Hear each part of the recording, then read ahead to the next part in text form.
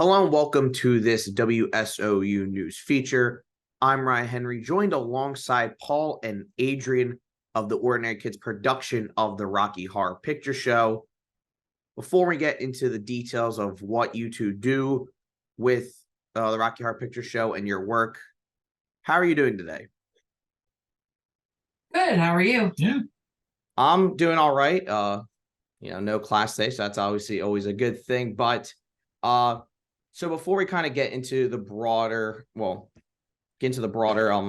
aspects of the show and delve more into it, for our listeners back at home who maybe aren't familiar with what you two do, could you just explain a bit of kind of the overview of what you guys do for the Rocky Horror Picture Show? Sure. So we actually it's what we call the Rocky Horror Shadow Cast. And what that is as silly as it sounds, is what the term is. So we cast a shadow. So it's in a movie theater. We can do anywhere from movie theaters, bars, parking lots, as weird as it sounds. But it's where the movie of the Rocky Horror Picture Show is played. And myself and about almost 40 other wonderful people, we dress up in the costumes. We mimic everything that goes on in the screen, lip sync to the movie, and the audience gets to yell things, throw things, and it's something that's been going strong and alive since 1976 as an audience participation type of I would say not only movie, but an experience. And each show is something wild and different. We have our rotating casts. So it's a lot of fun. So it's a once in a lifetime experience that I always tell people that they should at least try to see at least once, experience it. And so I assume you had prior theatrical experience. So how is shadow casting? Because I've never done shadow casting personally, but how is it? Do you approach it the same way you would a more traditional theatrical performance, or do you go with a different mindset? Does it feel different? How would you describe that? I would say it's kind of it's a 50-50, if that makes sense. It's more of a, I always tell everybody, because I'm the director of the cast, so everything kind of goes through me first. Paul's the creative.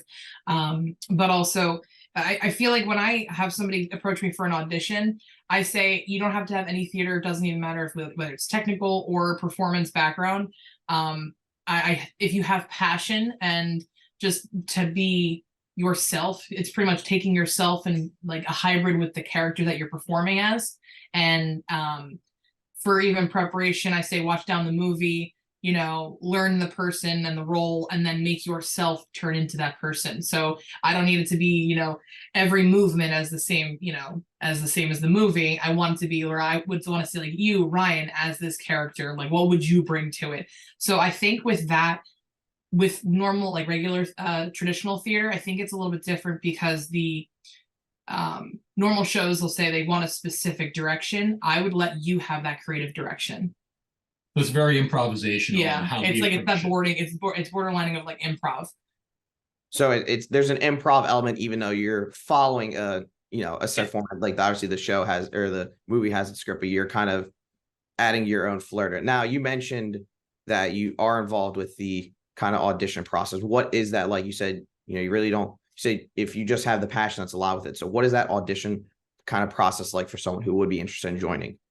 So the audition process is you have to be over the age of 18 because it's a very sensitive and it's a very intimate like scenario, if you will. It's scenery where, not anything obviously inappropriate, but there's a lot of sexual things in a sense of like pantomiming sexuality. And but realistically, it's, again, over the age of 18, do not need to have any theater or technical background.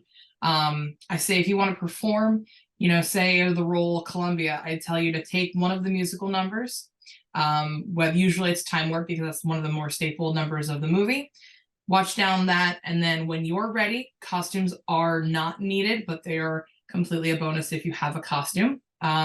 We do a Zoom call or FaceTime, some kind of a video chat where you, as the person who's auditioning, is more in your comfortable element. It is awkward because if you haven't met me and it's like, oh, I'm just meeting a random stranger on the, as a call, instead of having it in a theater where I feel like it's almost like you're on trial. And then so it gives you the person who's auditioning, a form of comfort in your own space. You perform that entire musical number, And then we just have a conversation back and forth where we get to know each other, because again, it's something where, yes, it's a hobby and we do it twice a month currently, but it's like a family unit, like where, I want people to be able to come to me if there's, personal issues or, just confide. And also we're spending our off time or downtime with each other. And we have our entire cast feels like a family unit. So I would love to get to know the people. And then any questions they can always ask me and feel like they can ask me. But realistically, after that, it's more of if it feels right and I know that there's, no issues or anything like that. And that's pretty much it. And then we just go along with the first and second shows. You're on, like the technical side, because I see that the lighting and the stage crew is the most important of the cast, because without props, we don't have the facade of a show, and without lights, you can't see anything. And then after that, if you want to perform a main role or something, you just let me know what you want to perform as and get your costume together, and you're good to go. So they involve in the audition process, you approve of them. So then once again, the audition process, obviously this is like a hobby and you have the show twice a month, but what's like the rehearsal or practice? What is that? Do you like work individually? Do you come together? What is that like? Everyone kind of come together for a show. There's a combination of both. So we're almost like this weird combo of like theater group with like social club. So we'll try to have like as many group rehearsals as possible. But if we can't host it ourselves, we'll have members of our cast basically take the baton and be like, hey, we're going to do it at so-and-so's house on Thursday. So if you're around Thursday, come over to the house and, we could do pairings, we could do a complete run through. But we also encourage our people to, to do their homework, watch the movie, learn the movie. And then once you learn that movie, basically take the book and throw it away, because now you get to have fun with it. You get to learn the improvisational nature of your fellow performers. And this allows you basically to play. And we've seen such amazing growth actually from people that, who've had both theatrical and non-theatrical backgrounds. And like blossom out of their exactly, like, so it's this really cool thing of like basically making a unit and allowing people to flourish and finding themselves. And that's really like the neat thing about like what we do with our Rocky Horror Picture Show events.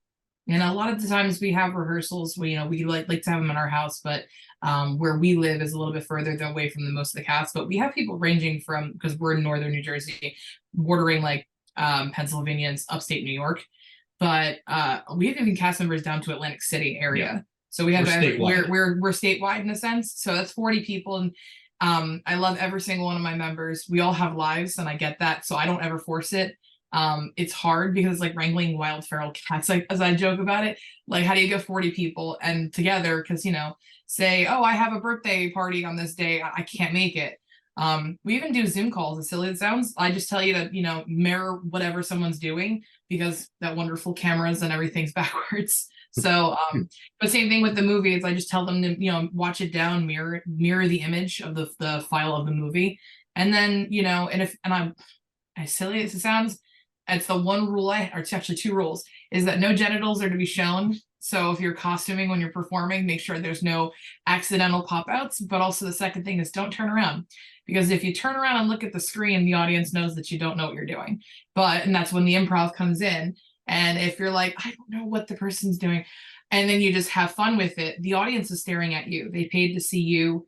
Yeah, if they wanted to see the movie, they could watch it at home, but they want to see you. And that, I think, also kind of puts us at a little bit of a different position than normal theater, or traditional theater, I should say. It's like, say if somebody who is wanting to do theater and there's somebody who's in the audience just as watching it, and they work in the theater industry, say not necessarily Broadway, but some form of another theater group, and they say, wow, look at that person, like they say Ryan, wow, Ryan's really bringing this like form of himself or into this. Oh, I really, what, let's talk to them after the show. And that's actually happened to some of our cast members. That's how I started. Yeah. And we're talking 15 years ago. Yeah. So you started your own production with Ordinary Kids of the show during the pandemic. Yes. What led you to start up your own production of this, and what was that process like, the initial startup process like? So we collectively, we met during, we were part of another group for over a decade, and we over the years realized it wasn't what we both wanted individually.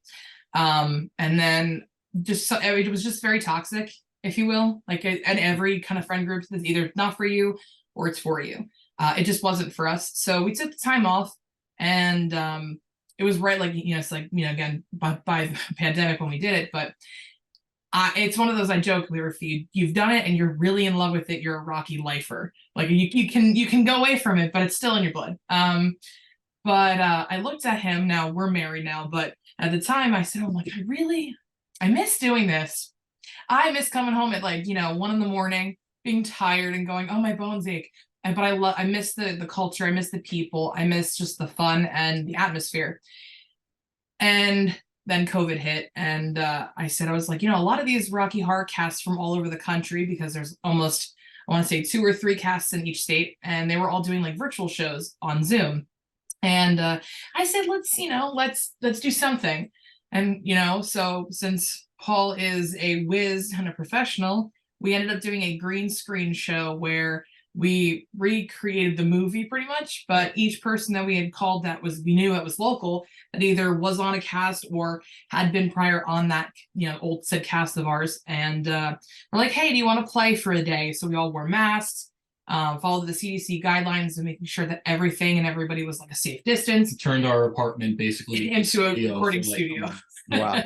And so we have a large green screen. So if our neighbors looked into the window, they're like, what are they doing? They painted their apartment green for some reason. So, and we made the whole movie from backgrounds, and like I made an audio track. This made you feel as the audience member with the audience. And after that, I stopped, and I got messages from the people that were involved, and were like, thank you so much for asking us to be a part of this. Like, we missed it. Or I have somebody who actually is the reason why I do Rocky Horror.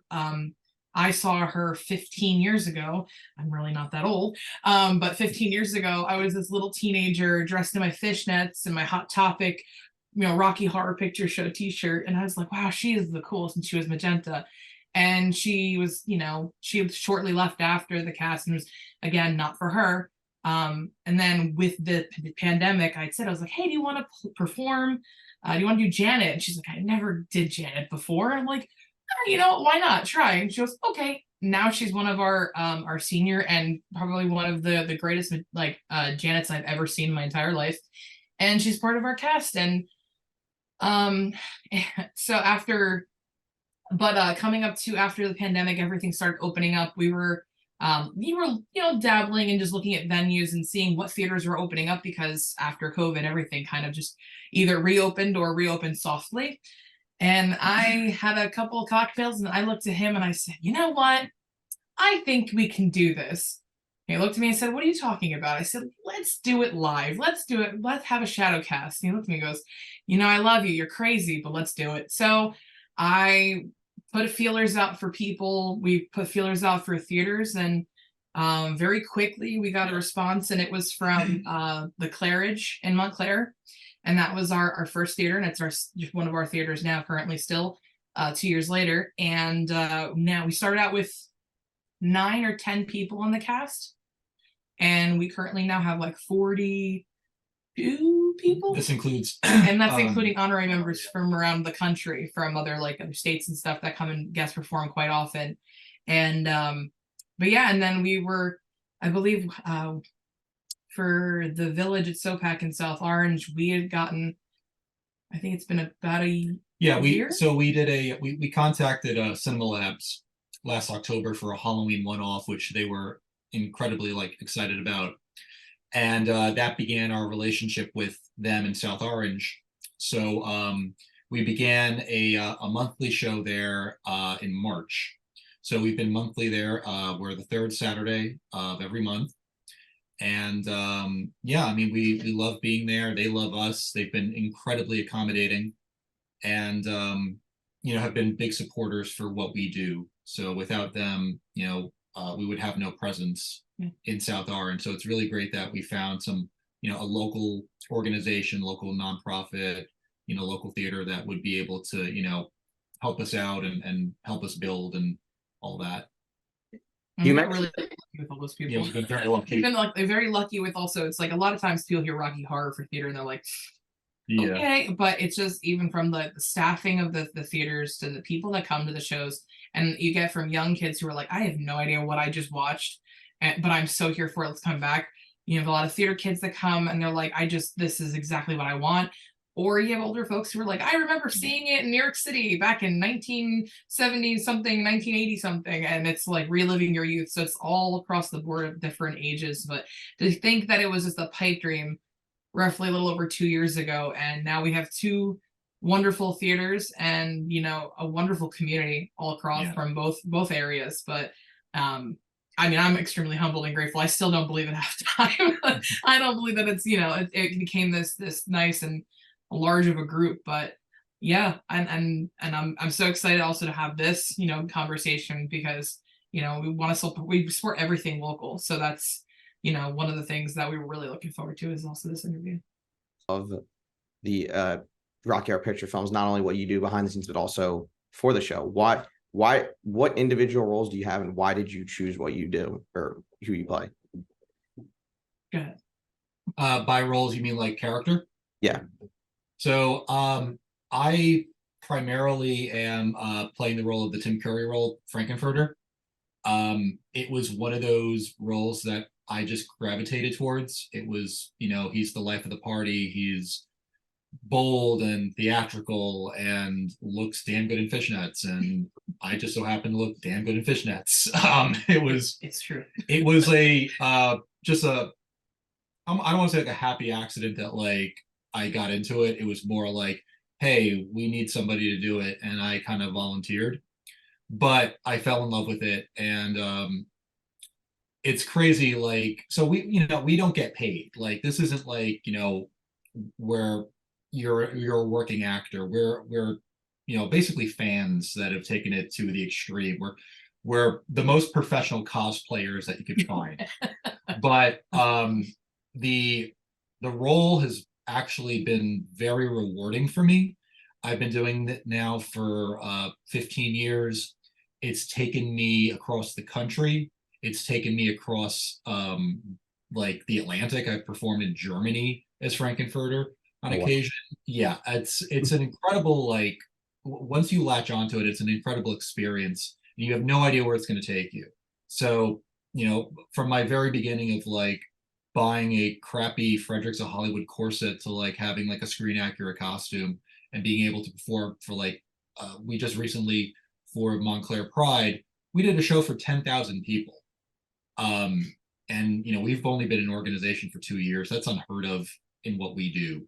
So it's really fun to play that role. And then I've dabbled in the other ones, and I try to find like things that like I could bring to it that are like unique, like with the character of Brad Majors. He's a nerdy dork.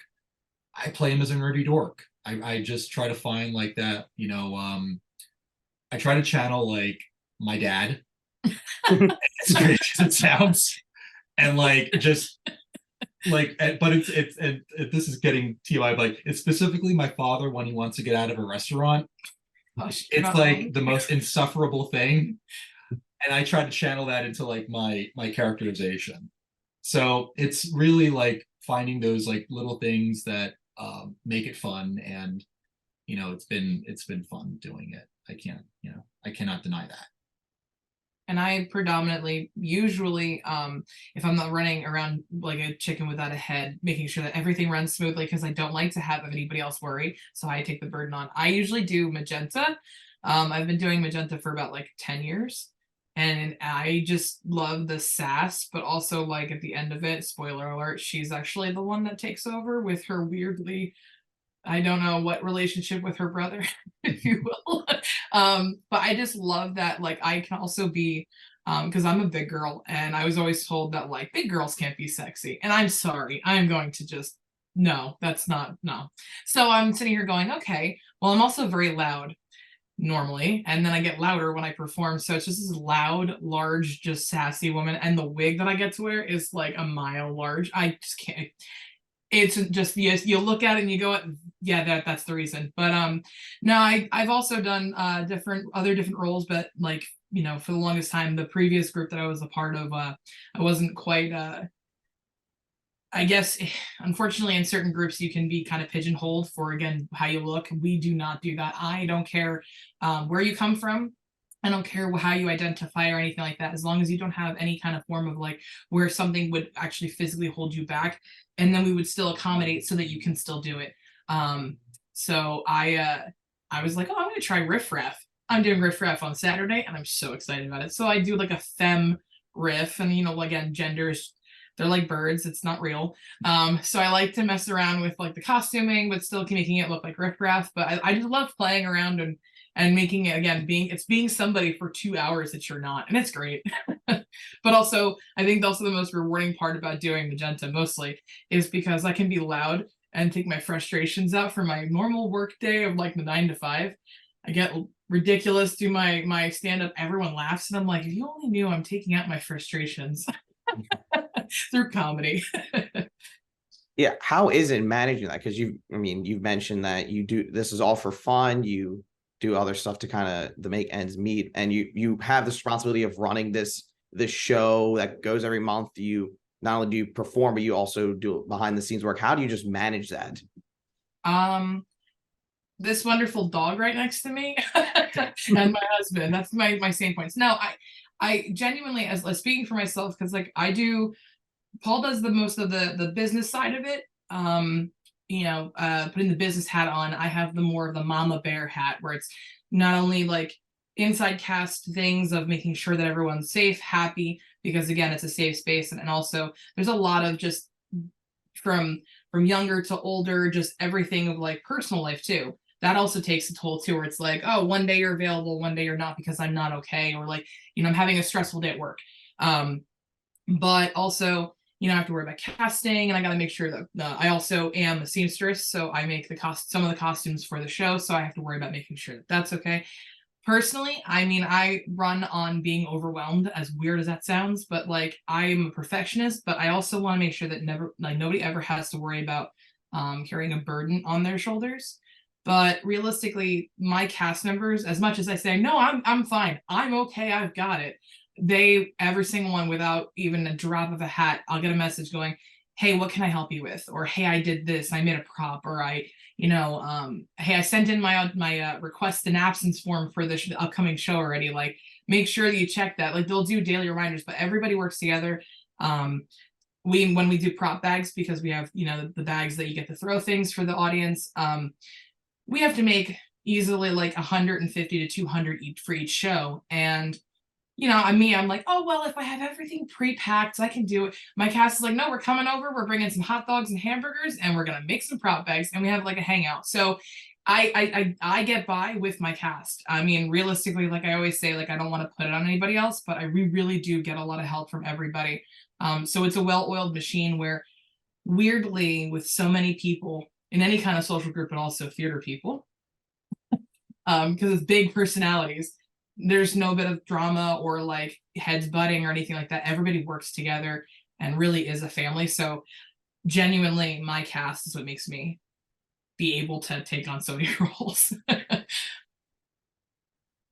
So yeah, do you have any last things you'd like to say about the show? I know you're performing at the Village SoPac tomorrow night. Want to talk about that before we wrap it up? Yeah, sure. I mean, it's going to be part of our Halloween kickoff. So we have a very busy October ahead of us. So this is sort of like our last kind of like stress-free event. We have some debuts on our cast that are going to be happening, which we're very excited about. We had a lot of new faces that joined us over the summer. So this is their opportunity to show us what they got. And yeah, it's going to be at the Village at SoPac, 9 o'clock is when doors open. We typically start our show about 9:30. So show up at 9 if you're going. We have a Dr. Horrible pre-show. If you're not familiar with Dr. Horrible, it's the Neil Patrick Harris digital musical he made about 10 years ago. It's so cool. It's pretty cool. It's really So we have a couple of members doing a couple of musical numbers from that before the show. And then, yeah, we are going to have our standard show with some games. If anyone's in costume, and we encourage people always to come in costume, they may get some swag. We have buttons. We have, all sorts of little pieces of merchandise that they could get. And yeah, and then we'll go right into the classic Rocky Horror Picture Show. And every one of our shows, we always have, like I said, a different roster. So Yeah. each show is different. So from whether it's the Virgin contest, if you will, so when you've never seen the movie or Virgin, we always have different Virgin games. We also, again, the cast list changes, but also it's just the vibe of each show. And we treat each show as like an event. But yeah, come show up early. We perform the first and third Saturdays of every month. The first Saturday is at the Claridge in Montclair, and then the third Saturday at the Village at SOPAC. But for October, we have a lot of shows, so you can always check us out on our website at the Ordinary Kids, ordinarykidsnj.com. That's it. Yeah, that's right. Had to think about all our second. socials too, Ordinary Kids NJ. We're on Instagram, we're on Facebook. We'll be putting up a list of our main events for October. I'm actually still locking a couple of them, but we have 5 screenings of the movie that month. And you can check them all out. They'll be always on our socials, as well as we're always also holding auditions for cast of, and I say cast is a whole broad term of performers, stage crew. It's nothing crazy of lifting. It's just more of hand props and placing stuff, taking some folding chairs on and off stage. And for our lighting crew, you'd be also working with this handsome fellow to my right. We have spotlights and then a lighting board and all that. So we're looking for people. And again, you don't have to have any kind of a background. You just have to be a good person, because I'm okay, and over 18, because I don't want to go to jail. Well, thank you for taking your time to sit down and talk with me. Best of luck to you too on, obviously, with the show on tomorrow, and then obviously for that big Halloween, month in October. Thank you so much. Thank you so much. And thank you so much for taking the interview. We're so excited. Check out the Ordinary Kids' production of the Rocky Horror Picture Show every third Saturday at the Village at SOPAC, and the first Saturday at the Claridge in Montclair, New Jersey. For WSOU News, I've been Ryan Henry. Take care, and for our next feature, we'll see you then.